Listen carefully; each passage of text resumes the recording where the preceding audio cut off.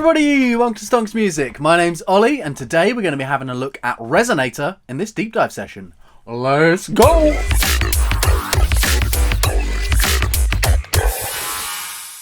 Right, so here we are back in the Ableton Manual. Let's just jump straight into it. Note, the Resonator effect is not available in the intro and light editions. This device consists of 5 parallel resonators that superimpose a tonal character on the input source. It can produce sounds resembling anything from plucked strings to vocoder-like effects. The resonators are tuned in semitones, providing a musical way of adjusting them. The first resonator defines the root pitch, and the 4 others are tuned relative to this pitch in musical intervals. The input signal passes first through a filter and then to the resonators. There are 4 input filter types to select from: low pass, band pass, high pass, and notch. The input filter frequency can be adjusted with the frequency parameter. The first resonator is fed with both the left and right input channels, while the second and fourth resonators are dedicated to the left and the third and fifth to the right channel. The note parameter defines the root pitch of all of the resonators, ranging from C1 to C5. It can also be detuned in sense using the fine parameter.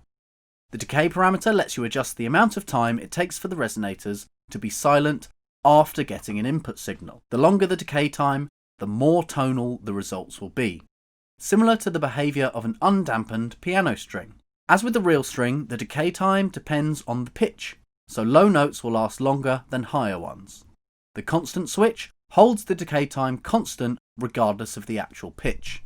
Resonators provide 2 different resonation modes. Mode A provides a more realistic sounding resonation, while Mode B offers an effect that is especially interesting when Resonator 1's note parameter is set to lower pitches.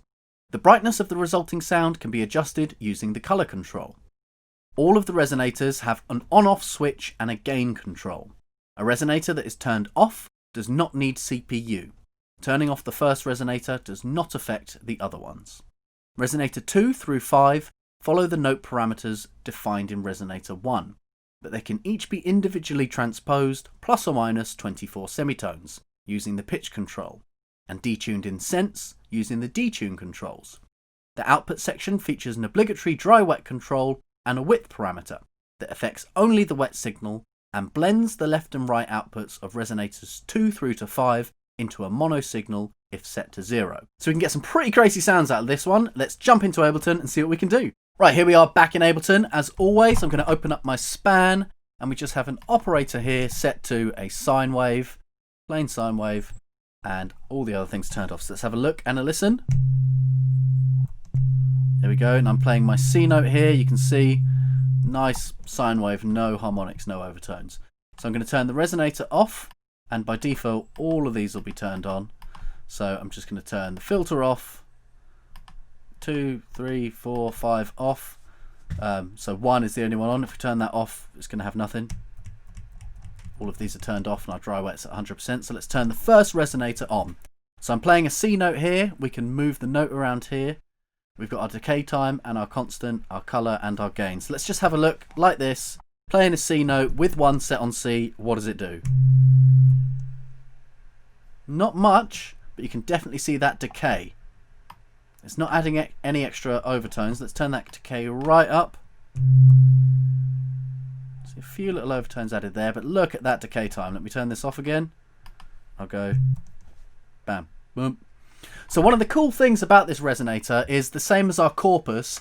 It is giving us these extra dimension to our sounds. So you could think of it kind of like a delay, a bit of filter delay kind of in there as well. And then like corpus with these specific pitches. What would we do with this? Well, with a sine wave, it's not going to add too much until we start changing the pitch of these. So let's go 1 and 3 and let's add this up 12. Oh, let me get that there.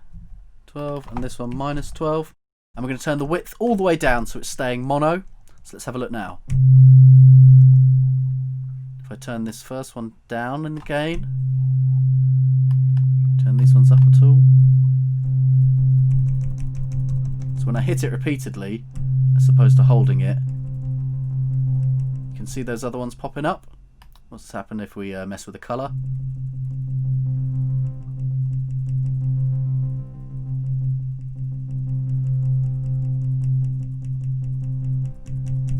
So you can hear all of those overtones being created. So If you wanted to use this, what I would do now is get an auto filter before, after, and I would cut out all of the bass, let's say 150, and then we can group this together, and that will be our high resonated bass, and then we can have a create chain, which will be our dry. So now we should have up here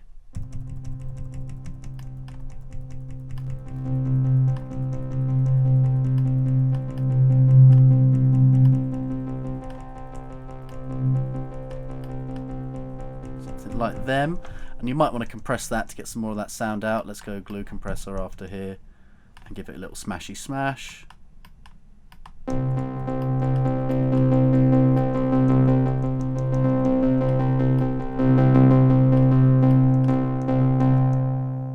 Cool, and let's look at span. Look at all of this. That's all been added by the resonator. So now that's a bit of a long decay. Let's take that down.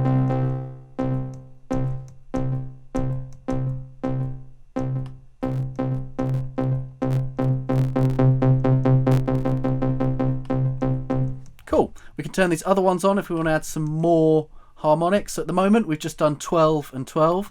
So instead let's do 7 semitones up, which is a fifth up, and 5 semitones down, which is a fifth down. So we should have a bit more spread now. And I'd call that a power chord on a guitar. You got your kind of just your 1 and your 5. We can mess with the color again.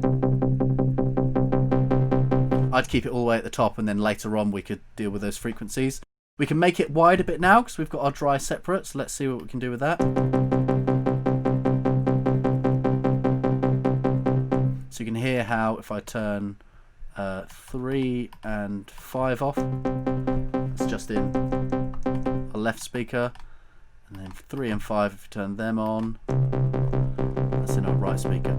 So at the moment that split's a bit weird, so let's go where number 2 is +12, let's make that one -5, and let's change our -5 to +12, so the spread is a bit better. So now we should have on the left hand side we've got 1 -5 and 1 +7, and on the right hand side we've got a -12 and a +12. So maybe I'd do that differently again, I don't know, maybe we do the -12 here, -12 and the +7 there, so we've got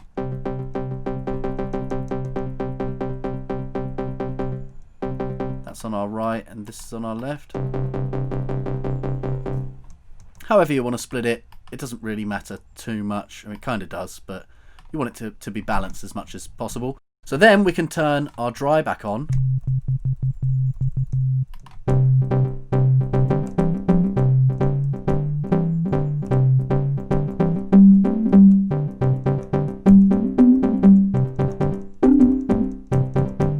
You notice that the resonator isn't changing its notes. Those notes are set.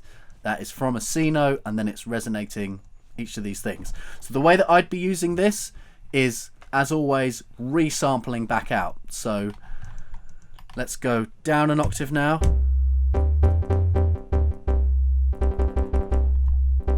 You can hear that the resonator stays the same no matter what octave. If I turn this one off, you can just hear it's adding that same dung. That's pretty much looking at what it does. Let me jump over here and show this little effect that I've created.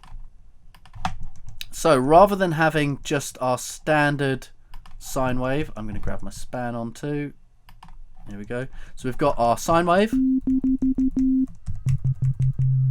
Now we've got FM'd into it this square wave, and that's happening over the course of this filter. So it's wave, square, square 4, square 8, a bit nicer. Turn that level up a bit, click our envelope and have it just come in over time. So it would be like this normally.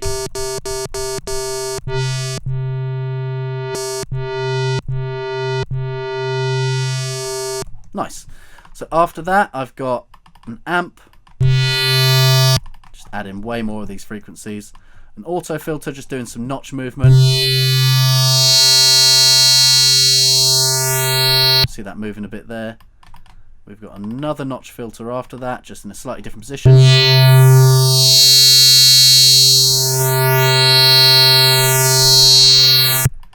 And then after that, a glue compressor just to smash it all together. Tons of high-end content, which is what we want to shove into this resonator. So what I've done here again, I've got our dry and our resonator separately. So let's just have a look at the resonator. I've got an auto filter in here again, just notching out some of the frequencies. And this time we've got it in B mode. So let's have a look at just our normal resonator. That's our dry. I've put a bit of a high cut on it because the highs are on the other side as well. The reason I've grouped it here is to have this one thing to automate. And if I click map, we can have a quick look. What I'm actually automating is the volume of the dry signal turning down as the dry wet and the color is turned up.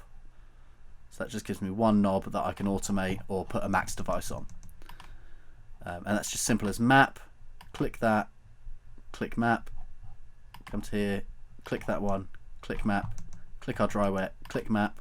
Oh, I mapped it. There we go. Map. And then setting what we want. So when it is turned down at the minimum, we want our dry wet signal to be 0 dB. When it's turned up, we want our dry wet signal to be minus 10 dB. And when it's turned down, we want our color to be at 0 and our dry wet to be at 0. When it's turned up, the dry signal is turned down and the dry wet and the color is turned up. So that gives us this sound. I'm just going to have it soloed so you can hear just what's going on without the dry involved. So we've got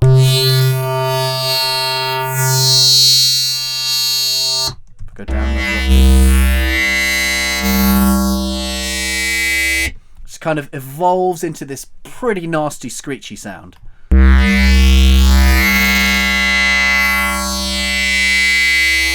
Quite overbearing high end, and that's a really nice one to kind of make these sounds that you can then resample out in these kind of big massive screeches. I'd probably end up putting a bit more distortion after that as well. So with the dry signal in here too, we've got this. So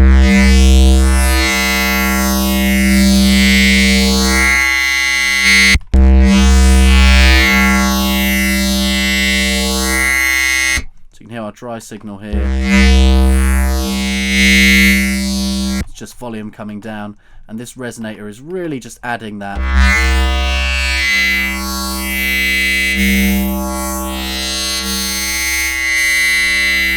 Splitting it wide and adding those nasty frequencies. So what have we actually got going on here? We've got resonator in mode B. It's on note F, so really I should have been using the F note.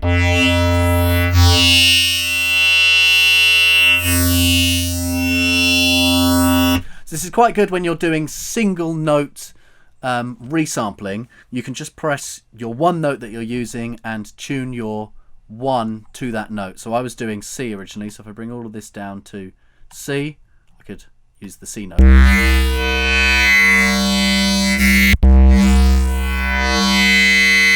I wanted to use a G, I could bring this note up to G and... So what are we doing? We've got our +7, which is our fifth up, +12, which is an octave up, -4, which is not quite a fifth down, and -4 again on the other one, which is again not quite a fifth down. These one also have a +3 and -3 cent shift, which is a really nice one for just giving that split phasey sound. I'll do that quite often when I'm resampling. I'll just show you quickly. Let me go up to here. I'm going to grab, what note am I on? G. Can I go down an octave? Yes, I can. So let's grab this here, Control Shift M. Where's my G? There we go. Hit that note out. Up here, Control Shift T. Nope, just Control T. Get that audio, move it to here. Resample, record, solo, come to here. One of you.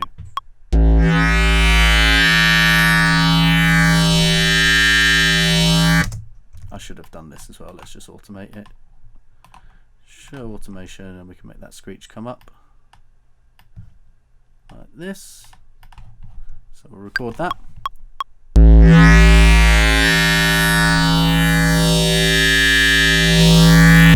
And then it comes back down. So we've got this sound here. What those 3 cents are doing is the equivalent of, let's duplicate this. We've got solo, solo, turn that one to external in.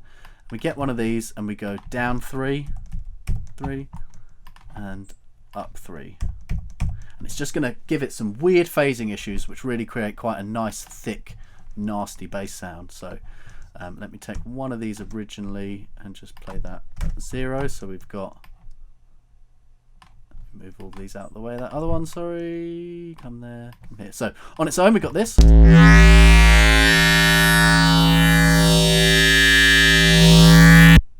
With the 3 up, 3 down split, you get this.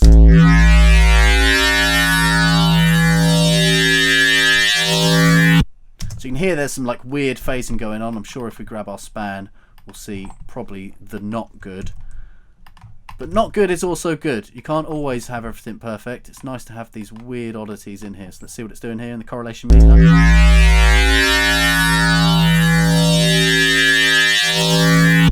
So you can see them kind of phasing out with each other. We can go as far as 33, sometimes I do. So let's go minus 33 and plus 33. And let's listen to this now.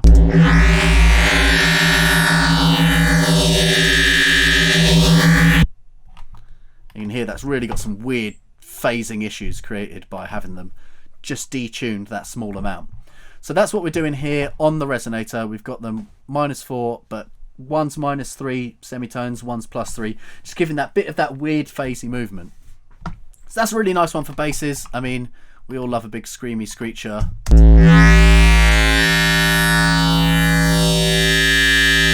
And now that we've got that note, we could control our F screecher and then drop that down into a MIDI track. Put that in our sampler. Right click, simpler to sampler, and now set that to F.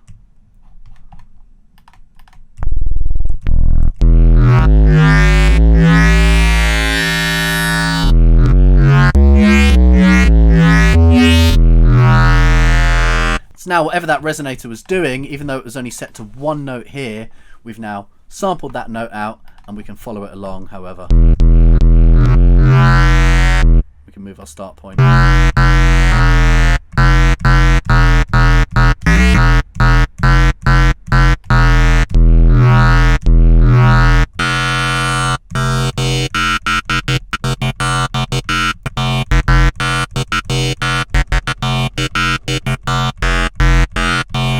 All those different kind of textures from that one sound you can now move around and pitch around in key,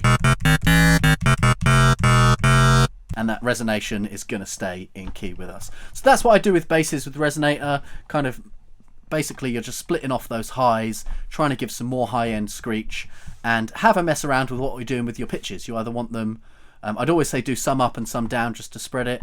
Octaves are the obvious one to try, but do, like I say, try +7, -5, -4, and also messing around with these, the cents can really give you some nice kind of phased offset.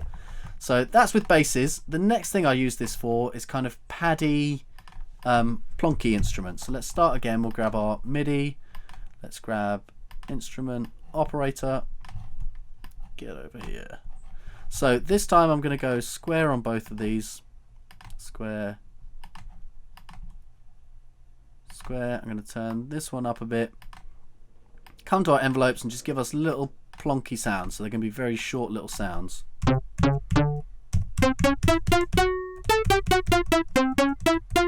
So there's really not much decay time on there, and we're going to deal with all of our decay time with the Resonator. So let's drop that in here, and what note, we can either keep it in a key if we want the root note to be the same, or we can resample one note. So for this I'd probably say, what will I do? Let's just keep it in C major because I just play all the white notes and it's easier.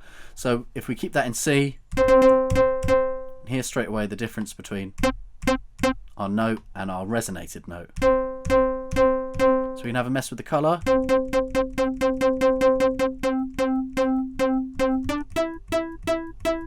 It's not as long, but it's quite nice. It's like given a kind of warp to it. We could try the different filters.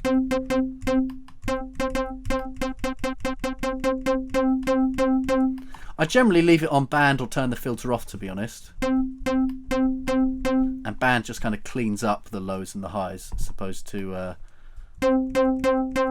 totally getting rid of them with the low pass and the high pass. So we've got our note on C. Let's take it down an octave to here.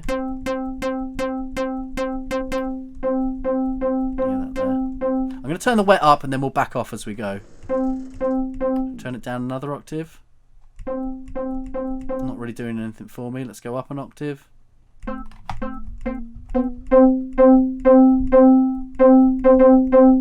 That one's quite nice. So let's mess around again with our next ones of the pitch. So let's go -5, +7, minus. Oh, let's do 12. Let's do 12, and then -12. Turn that width down a bit.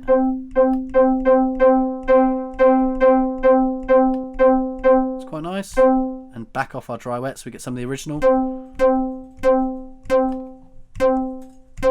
So original sound and the resonated sound. So we mess with the decay a bit more now as well.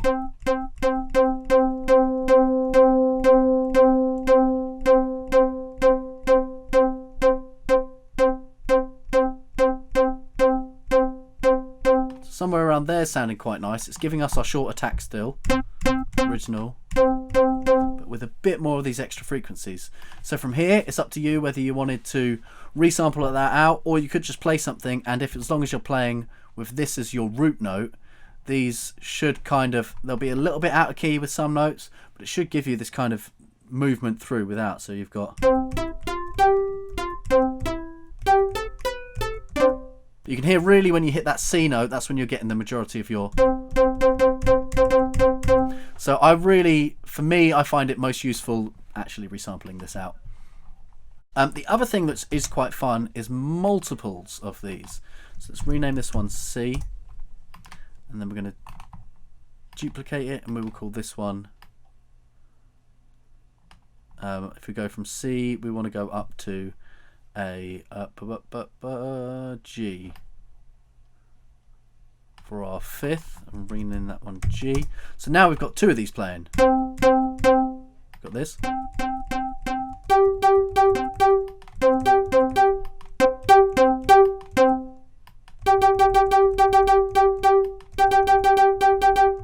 So you can hear how they're slightly different, what's going on there. If you wanted to as well, we could turn these dry wet all the way up on both of these, and then have a separate create chain and just rename that one dry for optimum control. So now you've got your dry, and then you could call that your root, which is C, and then your fifth, which is G, and then we can have...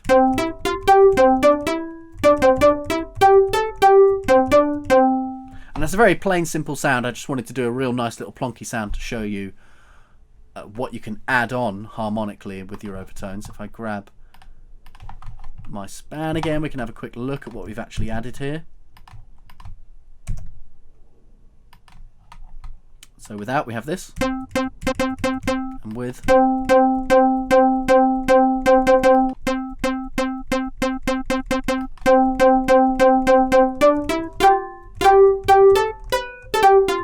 So you see around here 400, 500, that's the big addition that we're adding. But it's definitely got this wider sound. Again, you could, if you wanted to send these right the way out, we could. And again, messing with the colour. The more we bring that out, get more of that sound. So rather than just having a simple plonky tone like this, I'm going to duplicate it again, and we're going to have a longer attack sound now, kind of more like we have with our bass tone.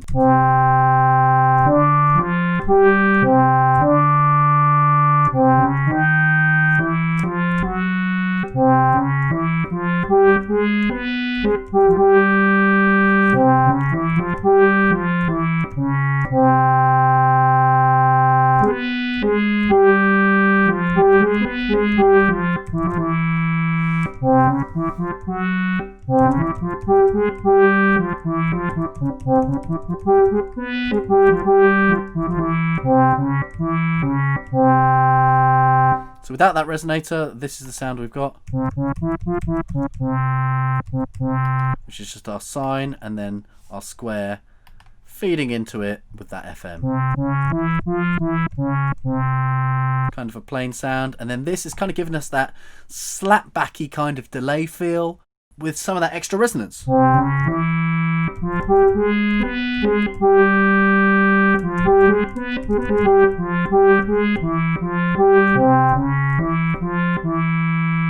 then go up and or down an octave, go up a couple of octaves.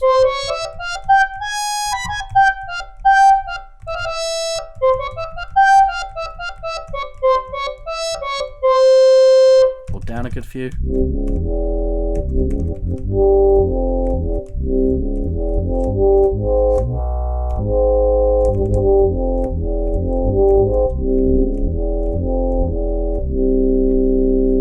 And again, with and without.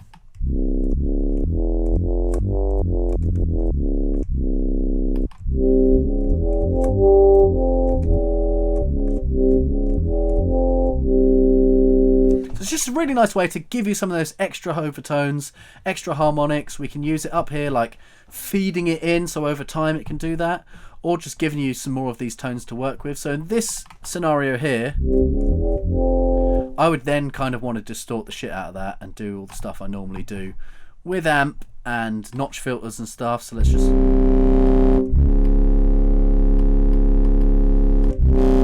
let's make that dual.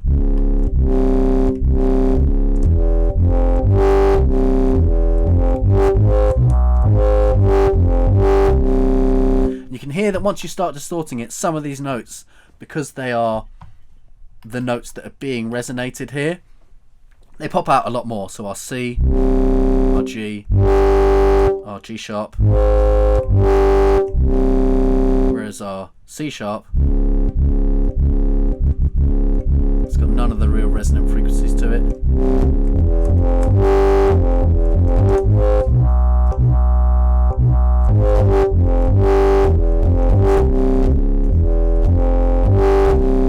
Which is quite a nice sound in its own, because it kind of gives you movement across the notes. But if you wanted that consistency, I would just resample one of these notes out, or the G, if you like that particular rasp.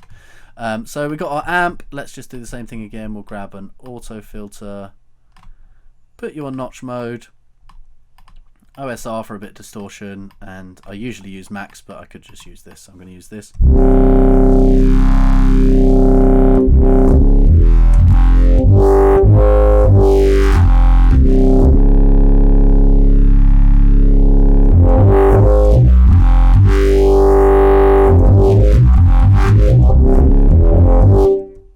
Some nice kind of movement going on, and you could smash it if you want in a glue compressor, as we always do.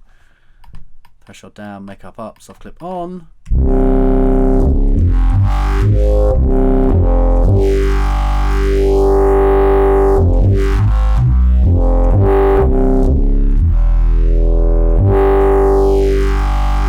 That G's got some real nice, and then the release to it too is really nice. So I'm going to resample one of them out. I like it.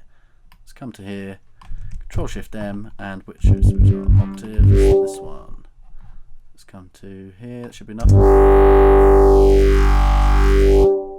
Might take it a bit longer just so I've got a bit more of it.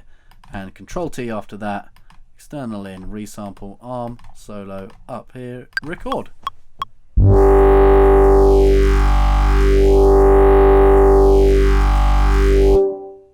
And that nice little tail on the end. So I'll rename that to G Reso Tail Bass, and we can use that. Alright everyone, that'll do it for this episode of Deep Dive. As always, project files are available down in the description, so if you want to get your hands on these basses, look through the project files and see what we were doing, follow along, feel free to do that. Don't forget to subscribe if you want to see more of these videos, and I'll catch up with you lot next time. Bye!